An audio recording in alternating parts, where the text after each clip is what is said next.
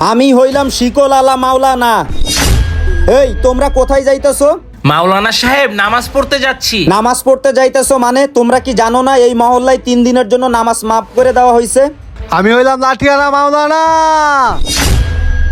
এই কি হইছে, তোমরা নামাজ পড়তে যাও নাই কেন?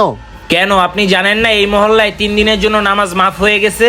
কি কে বলছে তোমাদেরকে 3 দিনের জন্য নামাজ মাফ হয়ে গেছে? আপনার ভাই শিকলওয়ালা মাওলানা। হ, লাঠিয়ালা মাওলানা। কি রে, কে তুই? আমি তোর ভাই শিকল আলা মাওলানা।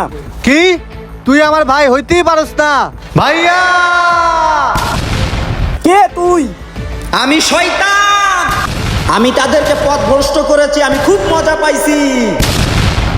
শয়তান মুসলমানদেরকে পথভ্রষ্ট করে। তোমাদের ঈমান আকীদা এত দুর্বল কিভাবে হলো? নামাজ তো আমাদের নবীজিকেই মাফ করে নাই। তাহলে তোমাদেরকে কিভাবে মাফ করবে? আসুন আমরা এই ভিডিওটাকে এত পরিমাণ শেয়ার করি জানি কেউ কখনো নামাজ না মিস করে।